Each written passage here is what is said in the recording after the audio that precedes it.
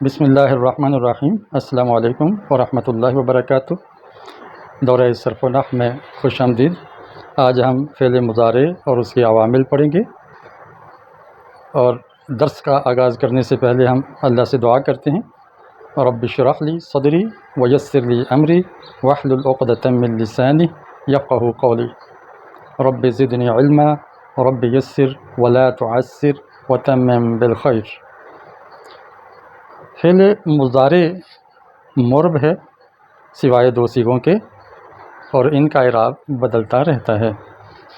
جس طرح اسم کا اعراب تین حالتوں میں ہوتا ہے، رفعی، نصبی اور جری، اسی طرح مضارع کا اعراب رفع، نصب اور جزم ہوتا ہے۔ مضارع کا معنی ہے مشابہ ہونا۔ مشابہ، تو یہ مضارع گویا اس میں مورب کے مشابہ ہے، اس لیے اس کو فعل مضارع کو مورب کہا جاتا ہے، اور فعل متمکن کہہ سکتے ہیں اس کو۔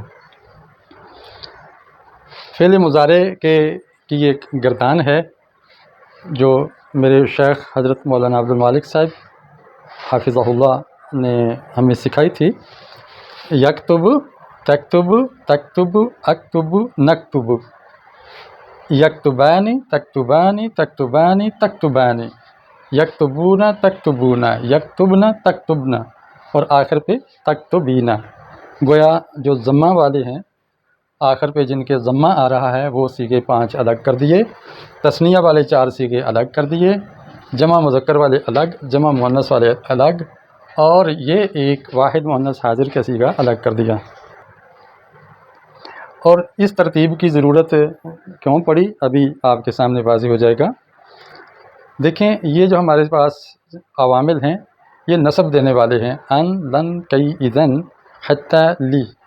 یہ بنیادی طور پر تو 4 حروف ناصبہ ہیں، لیکن حتی اور لی کے بعد بھی ان مقدرہ مانا جاتا ہے۔ جب اس کے بعد مقدرہ مانتے ہیں تو کیوں نہ اس کو اس کے اندر ہی شامل کر کے 6 بنا لیے جائیں۔ اس طرح یہ جب حروف ناصبہ مضارع پہ آتے ہیں، ان کے اندر تبدیلی یہ کرتے ہیں کہ یہ جو پیش ہے اس کو زبر میں تبدیل کر دیتے ہیں۔ اب دیکھیں، ان کے ہم نے پیش کو زبر بنا دیا، یعنی یہ مفتوح اللام بن گئے۔ اب ہر ایک کے شروع میں حرف ناصب لگاتے جاؤ، ان یکتبہ، ان تکتبہ، ان تکتبہ، ان اکتبہ، ان نکتبہ۔ تو ان کا معنی ہوتا ہے کہ وہ لکھے، کہ وہ خاتون لکھے، کہ تو لکھے، کہ میں لکھوں، کہ ہم لکھیں۔ تو ان کا معنی کہ ہوتا ہے، گویا یہ مصدری معنی بنا دیتا ہے۔ اگر تثنیہ پر آئے یا جمع پہ آئے تو اس کے آخر میں ضمہ تو ہے نہیں کہ جس کو فتح کرے، اب اس کے نون کو وہ گرا دے گا۔ اس طرح یہ، اب دیکھیں میں نے نون کو گرا دیا، حرف ناصب نون اعرابی کو گرا دیتا ہے، اس کو گرا دیا، حتیٰ کہ اس کے نون کو بھی گرا دیتا ہے، یہ بھی نون اعرابی ہے، یہ دیکھیں، اور یا کو ہم اصلی شکل میں کر دیتے ہیں، دیکھیں۔ اب جب حرف ناصب ہم کئی لگا لیں، کئی کا معنی تاکہ، کئی یکتبہ، کئی تکتبہ، کئی تکتبہ، کئی تکتبہ، تو اس میں حالت نصب میں نون گر گیا۔ اگر لی لگائیں اس پہ، لی یکتبو، لی تکتبو، یہاں واؤ کے آگے ہم الف بڑھا دیں گے تاکہ پتہ چلے کہ یہ واؤ اس کا حرف اصلی نہیں ہے، بلکہ یہ واؤ جمع مذکر کی ضمیر ہے۔ یہ علامت کے طور پہ آگے واؤ کے آگے الف بھی بڑھا دیا جاتا ہے۔ جہاں تک اس نون کا تعلق ہے جو جمع مؤنث میں، اس کو نون اعرابی کی بجائے نون ضمیر کہتے ہیں یا نون تانیث کہتے ہیں۔ یہ جمع کی نون ہے، یہ نہیں گرے گی، اگر یہ گر گئی تو پھر صیغے کی شکل باقی نہیں رہتی، بگڑ جاتی ہے۔ تو ان ناصبہ آنے سے یہ نون نہیں گرتا۔ یہ بھی آپ داخل کر کے اس کا ترجمہ کر سکتے ہیں، حروف کے معنی آپ کے سامنے لکھے ہوئے ہیں۔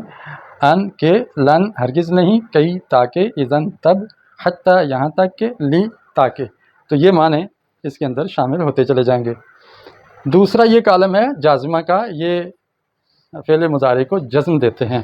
اب ہم ضمہ والے صیغوں کو جزم میں تبدیل کر دیں گے۔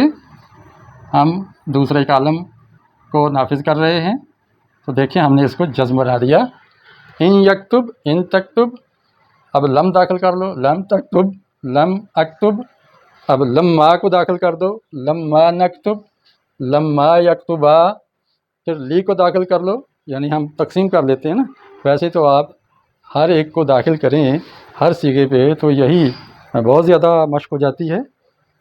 اب لا نہیں کے لیے ہے، لا یکتبو وہ نہ لکھیں، لا تکتبو تم نہ لکھو، تو دیکھیں یہ حروف جازم ضمہ والے صیغوں کو جزم دیتے ہیں اور نون اعرابی والے صیغوں کی نون کو گرا دیتے ہیں، لیکن ان دو صیغوں کو کچھ نہیں کہتے، کیوں کہ یہ مبنی ہیں، فعل مضارع کے یہ دو صیغے مبنی ہیں۔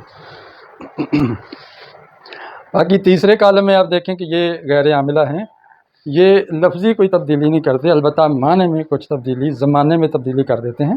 مثال کے طور پر جب لا داخل ہوتا ہے مضارع پہ تو اس کے اعراب کو نہیں بدلتے، یہ دیکھیں اعراب ویسے ہی رہے گا، یہاں پہ نون واپس آ جائے گا کیونکہ یہ غیر عاملہ ہیں، لفظی تبدیلی نہیں کرتے۔ لا یکتبو وہ نہیں لکھتا، لا تکتبو وہ نہیں لکھتی، لا تکتبو تو نہیں لکھتا، لا اکتبو میں نہیں لکھتا، لا نکتبو ہم نہیں لکھتے۔ اس طرح یہاں پہ نون اعرابی جو گری تھی وہ واپس آ جائے گی کیونکہ یہ غیر عاملہ ہیں، لفظی تبدیلی نہیں کرتے، اس لیے یہ نون تثنیہ والی نون اعرابی یہ اپنی جگہ قائم رہے گی۔ اسی طرح نون جمع بھی قائم رہے گی۔ ان میں سے کوئی بھی حرف آ جائے تو یہاں پہ کوئی بھی تبدیلی مضارع میں نہیں آتی، البتہ معنی اس کا کر کے دیکھ لو، ہر ایک صیغے پر میں ایک ایک لفظ داخل کرتا جاتا ہوں اور اس کا معنی بتاتا جاتا ہوں۔ لا یکتب وہ نہیں لکھتا، سیکتبان ان قریب وہ دونوں لکھیں گے، سوف یکتبون جلد ہی وہ سب لکھیں گے۔ تو سین یا سوف جب آتا ہے تو پھر فعل مضارع کو مستقبل کے ساتھ خاص کر دیتا ہے، اس میں فعل حال کا مفہوم زمانہ حال کا باقی نہیں رہتا۔ اب قادہ کو داخل کریں، قادہ تکتبو قریب تھا کہ وہ لکھتی، لیکن ہم قادہ کو اس صیغے کے مطابق بھی تبدیل کریں گے، یہ اگر واحد مؤنث کا صیغہ ہے تو اس کو ہم کر دیں گے قادت، تو جیسے جیسے گردان ہوتی جائے گی تیسے تیسے اس کا بھی صیغہ تبدیل ہوتا جائے گا، جیسے وما کادو یفعلون، ما کادو یذبحون، اس طرح قادہ کی گردان بھی ہوتی جائے گی۔ اب یہاں لگانا ہو کادو یکتبون قریب تھا کہ وہ لکھتے، تو اس میں دیکھیں جو ماضی کا مفہوم بھی آ گیا اور قرب کا مفہوم بھی ہوا، ماضی قریب کا مفہوم، یا لکھنے کو تیار تھے یہ بھی معنی کر سکتے تھے کہ وہ لکھنے کو تیار تھے۔ کانا جب آ جائے تو یہ ماضی استمراری میں کر دیتا ہے، کانا اکتب نہیں کہیں گے، اس کے مطابق ہم کانا کی گردان بھی کریں گے، کنت اکتب میں لکھتا تھا، اور کنتن تکتبن تم لکھتی تھی، تو جس طرح یہ صیغہ ہوگا اسی طرح کانا کا بھی صیغہ آئے گا۔ یہ ہے کہ اس کی گردان ماضی میں ہوگی اور اس کی مضارع میں ہوگی، یہ تو واضح ہے۔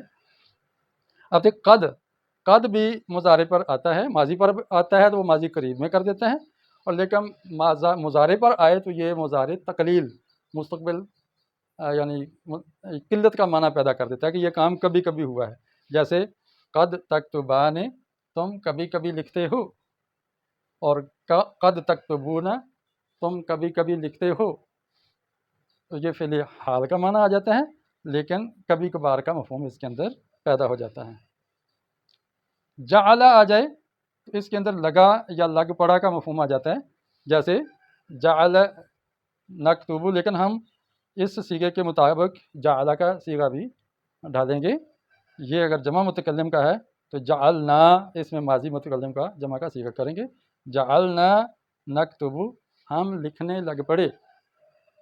طافقہ بھی اسی طرح ہے، مثلا ہم اس پر داخل کریں طافقہ یکتبنا، اب یہ جمع مؤنث کا صیغہ ہے تو طافقہ کو بھی ہم جمع مؤنث کا صیغہ بنائیں گے لیکن ماضی کا، تو پھر کیا آئے گا طافقنا یکتبنا، وہ عورتیں لکھنے لگ پڑیں، وہ مؤنث لکھنے لگ پڑیں۔ تو جیسے قرآن میں طفقا یخصفان علیہما من ورق الجنہ، آدم و حوا جنت کے پتوں سے اپنے آپ کو ڈھانپنے لگ پڑے۔ تو لگ پڑنا پہلے یعنی نہیں کر رہے تھے، تو انہوں نے کرنا شروع کر دیا، تو شروع کر دینا کسی کام کو۔ ایک لفظ از بھی مضارع پر آتا ہے، لیکن وہ اس کو ماضی میں تبدیل کر دیتا ہے، ماضی میں تبدیل کر دیتا ہے۔ از جب آتا ہے تو اس کا زمانہ ماضی بن جاتا ہے، جیسے اذ یقول لصاحبہ سورہ کہف میں، اذ یقول جب وہ کہہ رہا تھا، تو یہ ماضی استمراری کے لگ بھگ ہو جاتا ہے۔ اس کا معنی اذ یکتب جب وہ لکھ رہا تھا، اذ تکتب جب تو لکھ رہا تھا، تو اذ جب آ جائے تو یہ مضارع کو ماضی کے معنی میں لے جاتا ہے۔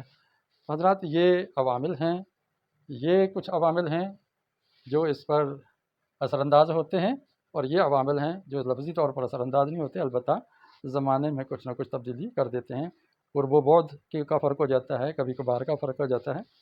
اب ان ساری چیزوں کو اگر اشعار کی شکل میں یاد کرنا ہو تو وہ بھی ایک بہترین حکمت عملی ہے، کیونکہ کسی بات کو جب موزون کر لیا جائے، شعر میں قالب میں ڈال دیا جائے، تو وہ سمجھنا زیادہ دیر تک یاد رہتی ہے۔ اب میں آپ کے سامنے اس کو موزون کرتا ہوں۔ ابھی جتنی باتیں آپ کو لیکچر میں سکھائی گئی ہیں، ان سب کو اس نظم کے اندر جمع کر دیا گیا ہے۔ آپ غور سے سنیے اور اس کو آپ نوٹ بھی کر لیں۔ ان لن کئی اذن حتی لی ناصبہ، یہ فعل مضارع کو نصب دیتے ہیں صدا۔ لم، لما، لی، لا حروف شرط اور جزا، یہ فعل مضارع کو جزم دیتے ہیں صدا۔ ضمہ کیسے دیتے ہیں؟ ضمہ والے صیغوں کو فتح جزم دیتے ہیں، جیسے ابھی ہم نے فتح اور جزم میں چینج کیا تھا۔ نون والے صیغوں کی نون دیتے ہیں گرا۔ اب یہاں دیکھیں، یہ نون والے صیغے ہیں، ان کی نون گرا دی تھی ناصب نے بھی اور جازم نے بھی۔ جمع مؤنث کے صیغے چونکہ مبنی ہوتے ہیں، یہ جمع مؤنث کے دو صیغے چونکہ مبنی ہوتے ہیں، ان پر ناصب جازم کا اثر ہوتا نہیں ذرا۔ تو ناصب بھی اس کے نون کو نہیں گرا سکتا اور جازم بھی اس کے نون کو نہیں گرا سکتا۔ تو یہ مختصر ایک بیان تھا، چونکہ دورہ صرف و نحو میں طریقہ یہ ہوتا ہے کہ اس میں بہت زیادہ مشقیں نہیں کرائی جاتی، بلکہ موٹے موٹے اصول دہرا دیے جاتے ہیں، اور اگر کوئی سوال آئے تو اس کا جواب دے دیا جاتا ہے۔ اگر آپ تفصیلی مشقیں دیکھنا چاہیں تو ڈسکرپشن کے اندر دو پلے لسٹوں کے لنک موجود ہیں، ایک مبادئ ترجمہ العربیہ کا اور ایک عربک گرامر کا۔ ان دونوں کے پلے لسٹ کا لنک موجود ہے، کلک کر کے آپ میری وہاں VCوں ویڈیوز کو سن سکتے ہیں اور سیکھ سکتے ہیں۔ اسی کے ساتھ میں اجازت چاہتا ہوں۔ وآخر دعوانا الحمد للہ رب العالمین۔ السلام علیکم ورحمۃ اللہ وبرکاتہ۔